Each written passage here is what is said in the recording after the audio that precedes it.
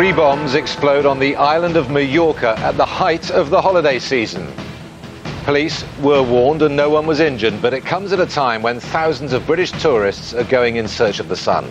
Also tonight, the British anti-terror intelligence, which may have been gathered through torture, and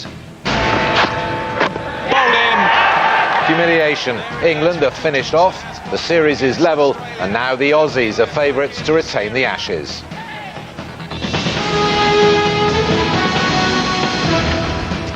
Good evening. 3 terrorist bombs exploded on Mallorca today at the height of the tourist season. All the devices were small, and the warning calls in the name of the Basque separatist group ETA had allowed police to evacuate the areas in time. There were no reports of injuries. It's the second time in 2 weeks that ETA has targeted the popular holiday island, the destination for tens of thousands of holidaymakers every summer, many of them British. David Harrison reports.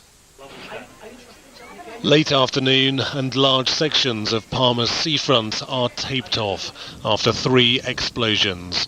Moments earlier, the beach had been packed lunchtime in a busy resort at the height of the tourist season. It appears the attackers' plan was to cause maximum disruption. There were few British tourists in the area, but the restaurants and bars of this traditional fishing port are popular with locals and with holidaymakers from mainland Spain.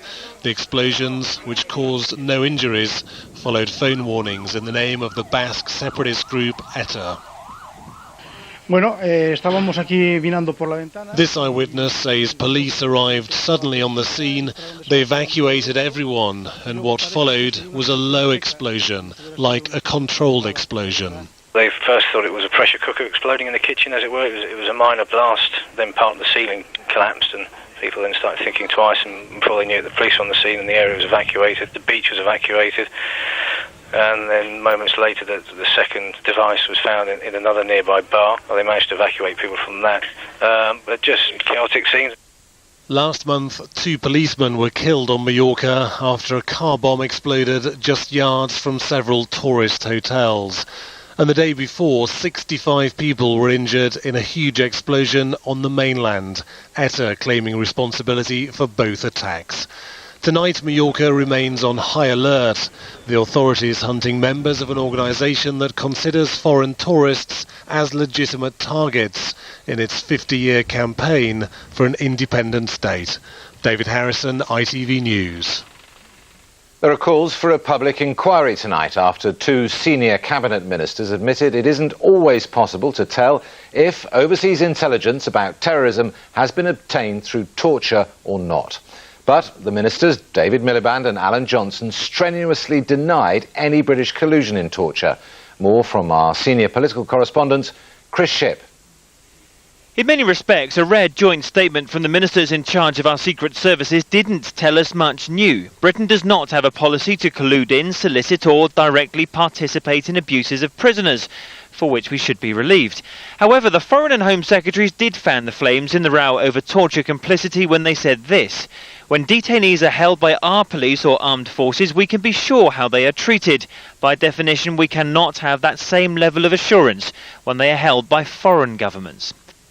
Well, I'm afraid what we're getting from ministers is what's known in the trade as a non-denial denial. They say we're not in favour of torture, but they don't answer whether we've asked foreign agencies who we know torture people to pick people up, whether we provided them with information or even questions. MPs have already expressed concerns about how Pakistan treats terror suspects, but balancing intelligence, which concerns a terrorist attack in the UK, against mistreatment, the government acknowledged today, was a tough judgment. It's very dangerous to suggest that you'd ever act upon information that may be fresh from the torture chamber, because there's a real risk that that will be taken as tacit acceptance of torture. And claims by the former Guantanamo Bay prisoner Binyam Mohammed that MI5 was complicit in his torture when he was first detained are still being investigated by Scotland Yard. The 2 ministers insisted today that because of national security, difficult decisions have to be made. But human rights groups said that they need to prove that in the name of national security, Britain is not turning a blind eye to torture abroad. Chris Shipp, ITV News, Westminster. Another British soldier has been killed by an explosion in southern Afghanistan. The serviceman from the 2nd Battalion, the Mercian Regiment, died yesterday while on patrol east of Gereshk in Helmand Province. His family has been told. His death takes the British death toll in Afghanistan to 196. A British security contractor is being held by Iraqi police on suspicion of murdering 2 of his colleagues in Baghdad. Paul McGuigan from Scotland and an Australian named Darren Hoare were both shot dead in the city's international green zone. They and the arrested man, named as Danny Fitzsimons, all worked for a security firm called Armour Group Iraq. England withdrew from the World Badminton Championships in the Indian city of Hyderabad today over security fears. The team came home on the eve of the tournament following reports of a threat by a Muslim extremist group. The wreckage of a sightseeing helicopter involved in a mid-air crash with a light airplane was winched up from New York's Hudson River today. Divers have now recovered 5 of the 9 victims believed to have been killed in the crash. And an empty hotel was brought crashing down into raging floodwaters by a violent typhoon that hit Taiwan today. Thousands of people fled their homes as Typhoon Morakot raged across the island, causing the worst flooding there for 50 years. Cricket and Australia are now odds-on to retain the Ashes after completing a thumping win over England in the 4th Test at Headingley. Their victory by an innings and 80 runs means the series is now level at 1-1 with 1 Test to play. Richard Pallow reports. It was spineless and predictable. England's complete capitulation at the hands of a revitalised Australia. The series may now be level at 1 apiece, but you sense there's only one side that will win the Ashes, and it isn't this lot. As a team, I think we've always come back well after performing badly and letting ourselves down. So, I take some sort of comfort from that. But there was no comfort from this, a leaked Australian dossier mocking the English game to the core. It called their cricketers shallow, lazy, not believing in themselves. Pretty fair descriptions on this evidence. Here at Headingley, their mental fragility has been exposed. The next lamb to the slaughter, never far away. Stuart Broad and Graham Swan did offer cameos, but cameos don't win matches. Character does. England surely have to make changes for the decider next week.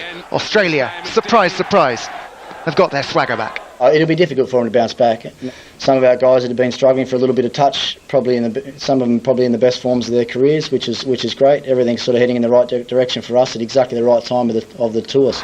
Such was the scale of this defeat that England's hopes of regaining the Ashes now do surely depend on the fitness of Andrew Flintoff. Tomorrow, the all-rounder is in London for an examination on that dodgy right knee. How England needs some good news. Richard Pallow, ITV News at Headingley. Football, and Chelsea played Manchester United in the Community Shield at Wembley today. The highlights are coming up straight after this bulletin, so if you don't want to know the score, then look away now.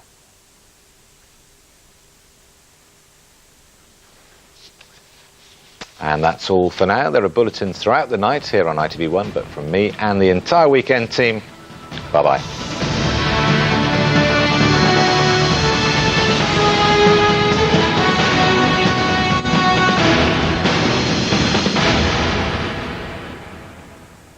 When you're surfing to compare, you'll find way more than just hot air. The weather you can never choose. But Sheila's Wheels is all good news. Hello, good evening. There's a bit of a north-south split shaping up for the week ahead, with some rain expected in the north, equally some fine weather in the south. Now back to tonight, and we've rain getting into northern and western parts of the UK. Bit of a breeze springing up at the same time, but the southeastern corner itself remaining with clear skies. Into tomorrow morning, and again, let's follow that rain, pushing southeastwards all the while, tending to fizzle out, become patchy in nature as it goes. The southeast itself hanging on to at least some sunshine until well into the afternoon, and brighter, showery weather tucking in behind. With our temperatures tomorrow a tad cooler than they have been recently, even so, round about average for the time of year, with a high in the southeast of 22 or 72 degrees in Fahrenheit. Good night. The weather you can never choose. Sheila's Wheels is all good news.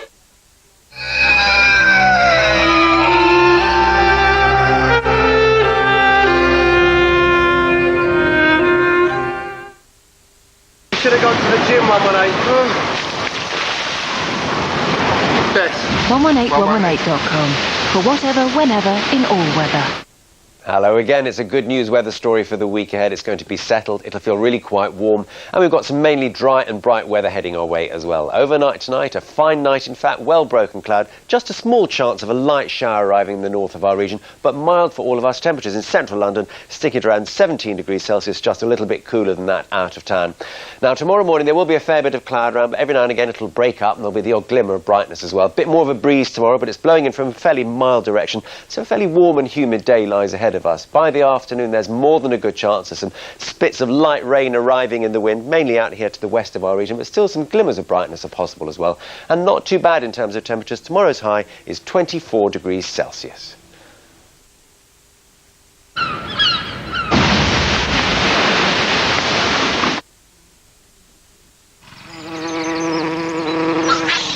Make sure the grass is all you cut.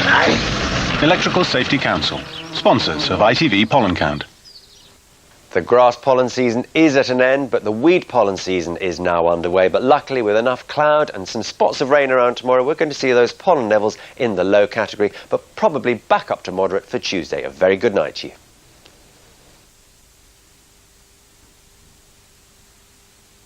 While the world talks about them. Pricey loves the drama. I love my fans more than anything. GMTV talks to them. Now, I did all my crime within the marriage. Lady Gaga fans possess a certain quality. Breakfast with the brightest stars on GMTV.